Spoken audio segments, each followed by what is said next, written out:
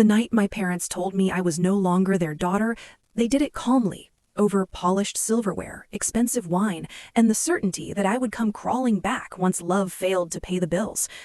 I learned early that love in my family came with conditions.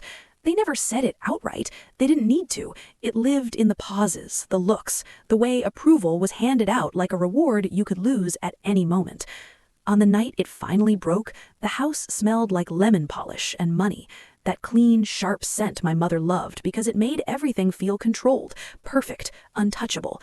The dining table gleamed under soft yellow light, place settings measured down to the inch, wine breathing like it mattered. Everything staged to look warm, welcoming, except the people sitting around it. We were dressed like a brochure family. My father at the head of the table, relaxed posture, expensive watch flashing every time he lifted his glass.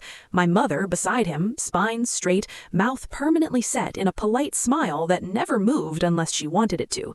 My older brother across from me, scrolling his phone between comments about real estate and market forecasts. My sister next to him, hair immaculate, engagement ring catching the light like it had something to prove. And me. I was 31 years old, financially independent, educated, responsible. On paper, exactly what they'd raised me to be. But sitting there, my palms sweating against my napkin, I felt 12 again, like I was about to disappoint them in a way that would be remembered forever. I'd already told them I was seeing someone. That had gone poorly. They asked his name, his job, his background. They didn't ask if he made me happy. Tonight was supposed to be different. Tonight I was supposed to explain. "So," my mother said, lightly, cutting into her salmon with surgical precision, "you said you had news?" There it was, the opening. Clean, polite, no emotion. I felt my chest tighten. I glanced down the table, instinctively looking for support that had never existed. My sister avoided my eyes. My brother smirked like he already knew how this would end. I swallowed. "I'm getting married." The words landed softly. No gasp, no shock, just a quiet, collective pause, like a boardroom processing bad numbers. My father leaned back in his chair. "Already?" he said, tone neutral. Not congratulations, not surprise, just calculation. "Yes," I said. "We've been together 3 years." My mother dabbed her lips. "We thought that was casual." It wasn't an accident, that word, casual, as if love only counted when it aligned with their expectations. "We're engaged," I said, and slid my hand forward so they could see the ring. It was simple, no diamond that screamed money, just clean, intentional, something chosen, not displayed. My sister's mouth twitched. "It's modest." I smiled tightly. "It's perfect." Silence again, heavy now, loaded. "And what does he do?" my father asked. There it was, the real question. "He's a mechanical technician," I said. "Industrial systems. He's very good at it." My brother laughed just once, sharp. "So, not management." I felt heat creep up my neck. "No." My mother tilted her head. "And his family." "Here we go." "They're working class," I said carefully. "His dad was a truck driver. His mom worked retail." My mother's smile finally shifted. Just a fraction. Enough. "Oh." That single syllable carried more judgment than a speech ever could. My father folded his hands. "You understand our concern." "I understand your prejudice," I said before I could stop myself. The temperature in the room dropped. My mother's eyes flicked to me, warning sharp and immediate. "Don't be dramatic." "I'm not," I said. My voice shook anyway. "I'm just being honest." My sister cleared her throat. "Have you thought about how this looks?" I turned to her. "To who?" "To people," she said. "Our friends, our circle." Ah, the circle, that invisible jury that ruled everything. "I don't live my life for them," I said. My father sighed, like I was exhausting him. "That's easy to say when you don't carry the weight of a family name." I almost laughed. Almost, because I had carried it, every day. I just didn't get credit for it. "I love him," I said. "He treats me with respect. He's steady. He shows up. That's what matters." My mother leaned forward. Her voice softened the way it always did right before something cruel. "Sweetheart, love isn't enough. You know that."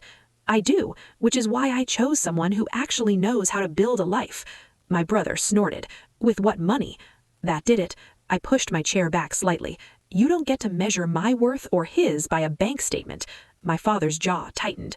"Watch your tone." "No," I said quietly. "You watch yours." The room froze. I could feel it. My mother straightened. The softness vanished. If you go through with this, you need to understand there will be consequences. There it was, the threat dressed up as wisdom. What kind of consequences? I asked, even though I already knew. We won't support it, she said, emotionally, financially, socially. I nodded slowly. You never really supported me anyway. My sister looked uncomfortable now. That's not fair. It's accurate, I said. My father stood. That was new. He rarely stood. You are choosing to step outside this family's values. No, I said, standing too. I'm choosing to stop pretending your values are mine. His voice hardened. If you marry him, you're on your own. I looked around the table, at the people who raised me on appearances and control, on love that disappeared the moment I stopped performing. Then I guess I already have been. No one stopped me when I walked out. The drive home was a blur of streetlights and shaking hands. I pulled over once just to breathe. My chest felt crushed, like something vital had cracked open. When I told him what happened, he didn't get angry. That's the thing that still guts me. He just listened, held my hands, let me cry without trying to fix it. I'm sorry, I whispered. This isn't what I wanted. He kissed my forehead. I didn't marry your family. That's when I realized something terrifying. They thought I'd come back. They thought this was a phase, a rebellion, something I'd grow out of once the pressure set in. They didn't understand that something fundamental had shifted. At our wedding, their seats were empty, front row, impossible to ignore. My mother sent a gift, no note, just an invoice-level card with best wishes inside. My father didn't call. My sister posted pictures from a brunch that same morning. I smiled in the photos anyway. I meant it. I was happy. But grief doesn't care about joy. It just shows up when it wants. At night, after the guests left and the dress was folded away, I lay awake wondering how love could vanish so cleanly, how easily they'd chosen status over their own daughter. I didn't know yet that this wasn't the end. It was just the beginning of their mistake. The silence came first. Not the dramatic kind, not slammed doors or screaming voicemails, just absence. A quiet withdrawal so clean it almost felt polite. Like I'd been gently removed from a guest list no one bothered to tell me about. The morning after the wedding, my phone stayed still. No missed calls, no messages I had to brace myself to read. Just the hum of a new day that didn't include them anymore. For a while, I told myself that was temporary, that once the shock wore off, once they saw I hadn't imploded or crawled back begging, something would soften. My mother would call, maybe not to apologize, but to ask how I was. My father would send a stiff email acknowledging reality. My sister would text something neutral, something human. Nothing came. Weeks passed, then months. I stopped checking my phone every hour, stopped rehearsing conversations that never happened. The grief didn't explode. It seeped, settled into my bones like damp cold. Holidays were the worst. Not because I missed the food or the rituals, but because I missed the illusion, the idea that I belonged somewhere by default. On Thanksgiving, my husband and I cooked for ourselves, burned the turkey a little, laughed about it, took a picture together in the kitchen, flour on my cheek, his arm around my waist. I almost posted it. Almost. Then I imagined my mother seeing it, her mouth tightening, her eyes skimming past the joy to judge the countertops, the lighting, the lack of inherited silverware. I deleted the photo. That was how it went for a long time, small, self-erasing moments I didn't even notice at first. When my father's birthday came and went without a word, I told myself he was busy. When my sister announced her pregnancy on social media and I found out the same way strangers did, I told myself she probably forgot to text. When my brother moved houses and didn't mention it, I told myself it wasn't personal. It was all personal. I just wasn't ready to admit it. They didn't cut me off loudly. They just stopped reaching.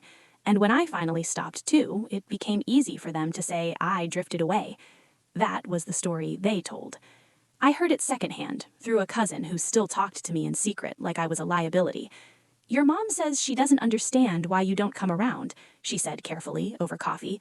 She feels like you shut them out. I almost laughed. Almost. Did she mention the part where she told me I'd be on my own? I asked. The cousin shifted. She said she was just being honest. Of course she did. Honesty was always their favorite excuse. Marriage wasn't the fairy tale people imagine when they want to invalidate it. We struggled. Money was tight. We argued about dumb things, whose turn it was to pay the electric bill, whether we could afford a weekend trip, whether love could really cover everything it promised. But there was something solid under it all, something unshakable. When I came home exhausted, I wasn't evaluated. When I failed, I wasn't punished with silence. When I cried about my family, he didn't tell me to get over it or defend them. He just sat with me, let it hurt. That kind of safety was unfamiliar, almost uncomfortable. Sometimes I caught myself waiting for the other shoe to drop, waiting for him to withdraw affection the way my parents did whenever I disappointed them, waiting for love to be revoked. It never was. That scared me more than cruelty ever had. The longer the silence stretched, the clearer patterns from my childhood became. Memories I'd filed away as normal started rearranging themselves into something darker.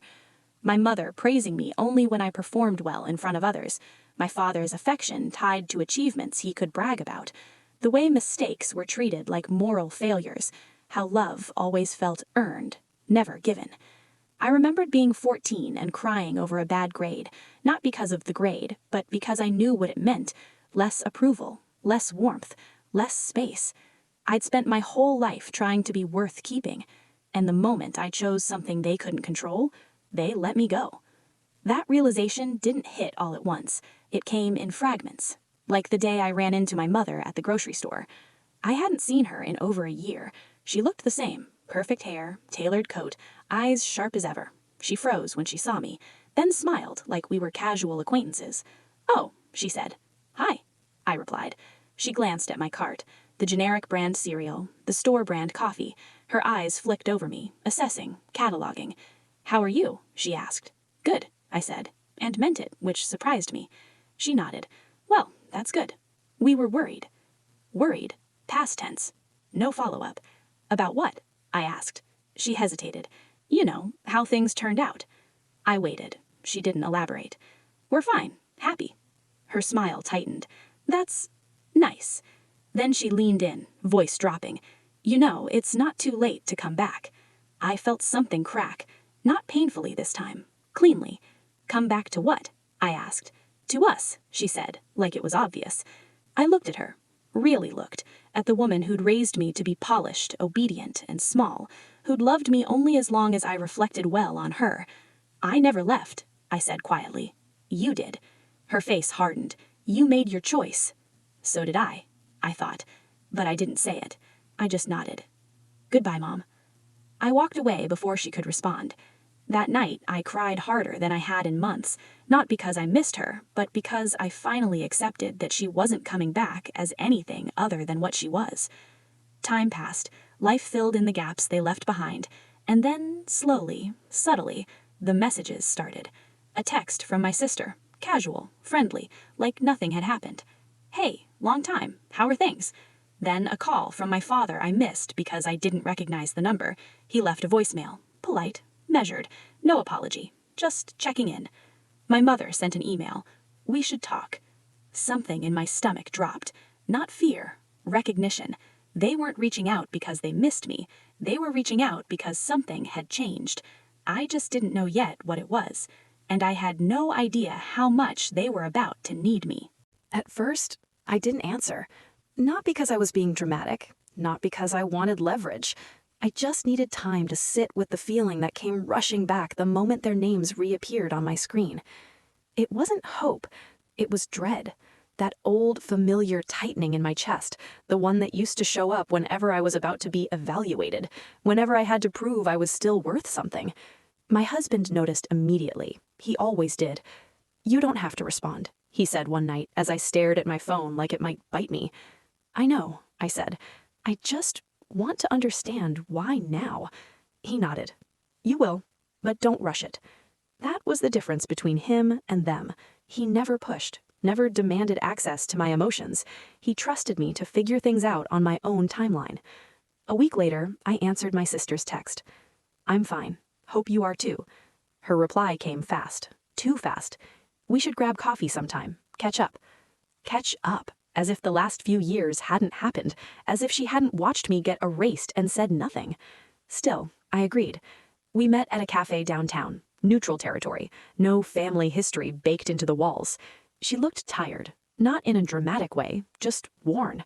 Her smile didn't come as easily anymore. We did the small talk dance. Weather, work, her kids, my job, my husband. She kept steering the conversation toward stability, toward money, toward how we were managing. Finally, she exhaled. Things have been stressful. I waited. She stirred her coffee too hard. Dad's business is struggling. There it was. Not, we're sorry. Not, we miss you. Just information. Strategic. Placed. What kind of struggling? I asked. She hesitated. There was a lawsuit. Then the market dipped. A couple bad investments. My father, the man who'd built his entire identity on being smarter than everyone else, had made mistakes. And, I said, and they're restructuring, she said quickly, selling some assets, downsizing. I nodded slowly. That sounds difficult. She looked up at me, eyes searching. They're under a lot of pressure. I almost laughed. Almost. So am I said. Life does that. She flinched. We sat in silence for a moment. I could feel it building, the ask, the reason I was suddenly back on the radar. You know, she said carefully, family should be there for each other. There it was, the line they always used when they wanted something. Should they? I asked. She sighed. I'm not saying things were handled perfectly, but everyone was just trying to protect what they built. And I wasn't part of that? I asked. She didn't answer. That told me everything. The call from my father came a few days later. He sounded older, less sure. His voice didn't carry the same authority it used to. He talked about the economy, about unfair circumstances, about how hard he'd worked his whole life. He never said, I'm sorry, but he did say, we could use your help. Not, we need you, your help. Like I was a resource, a tool. With what? I asked. Connections, he said.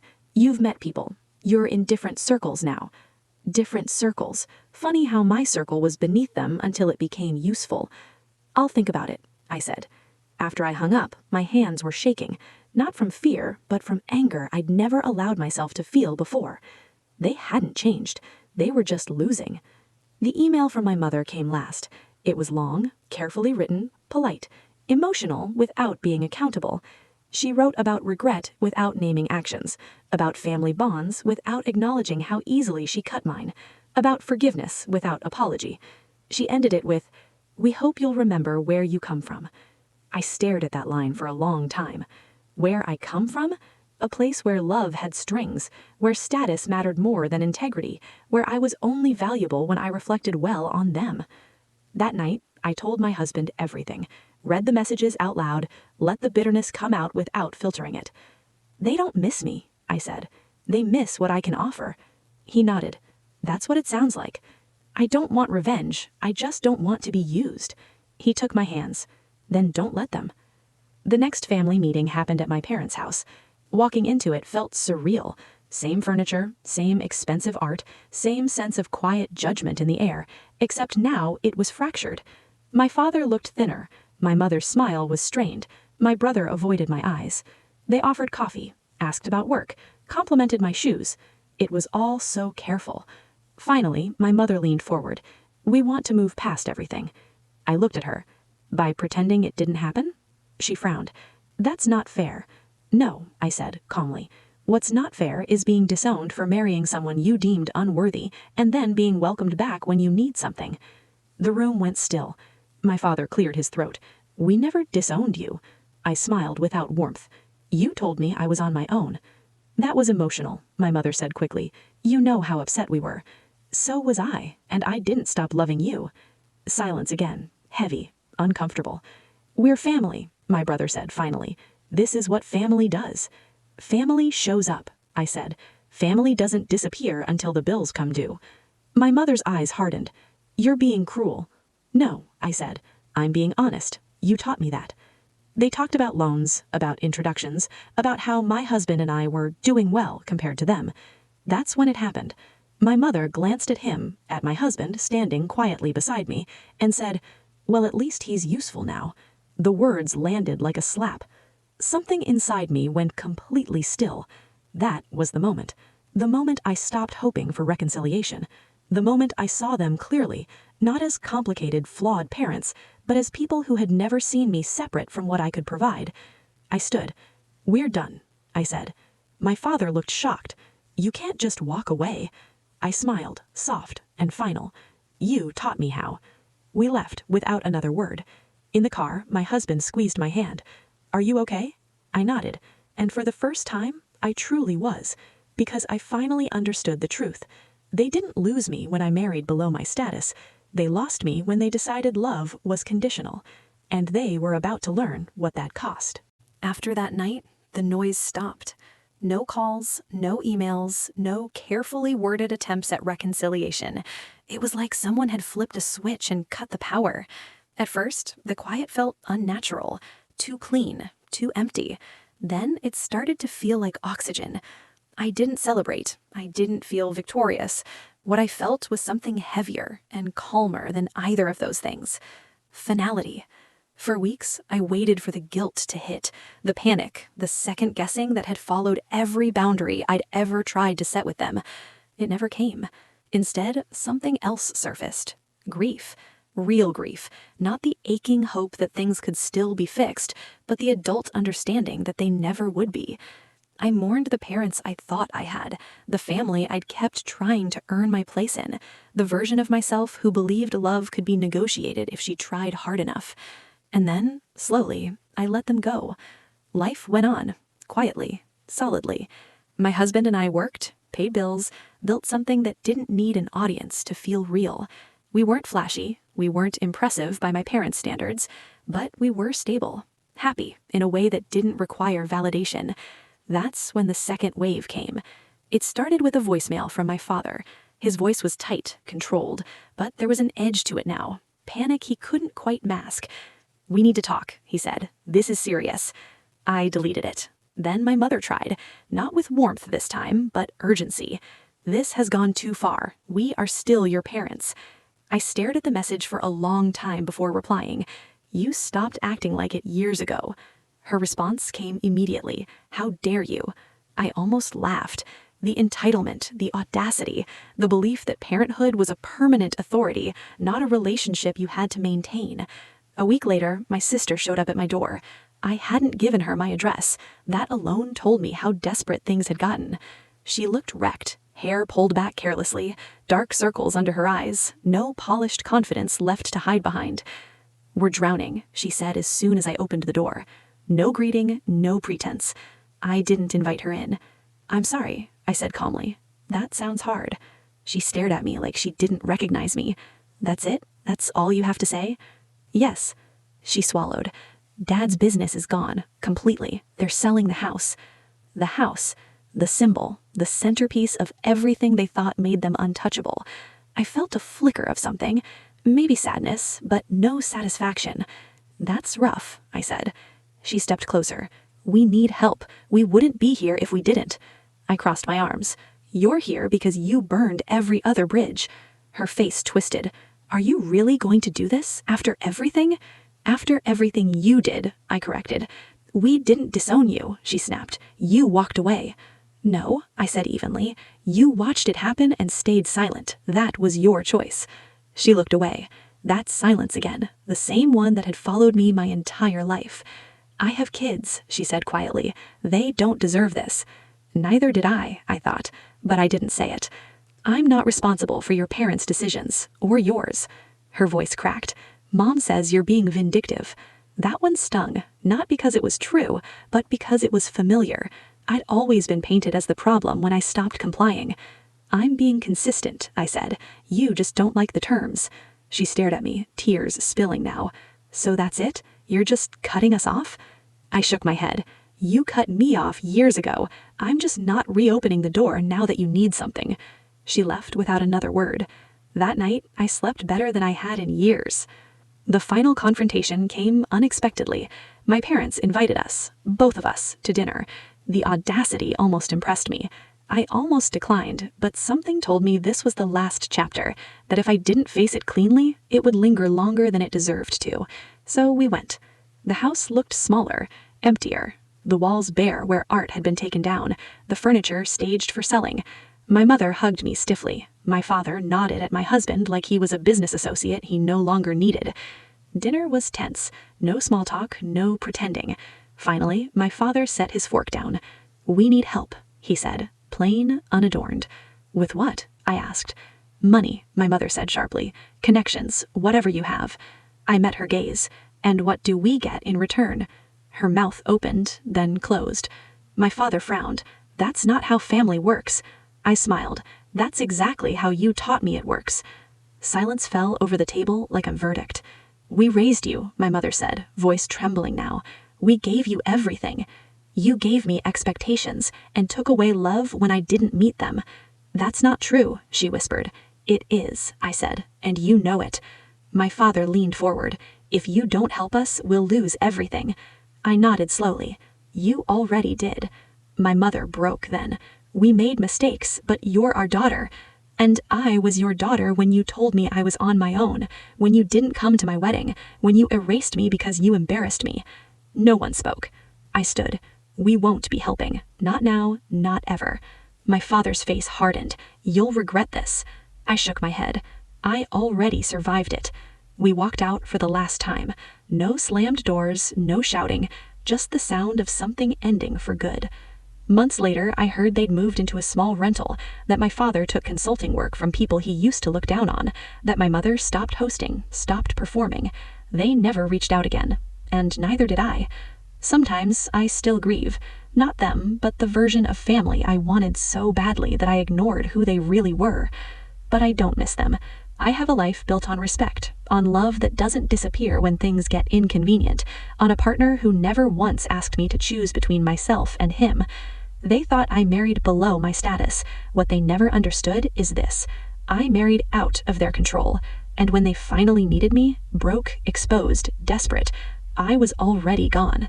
Not bitter, not angry, just unavailable. And that, more than anything else, was their defeat.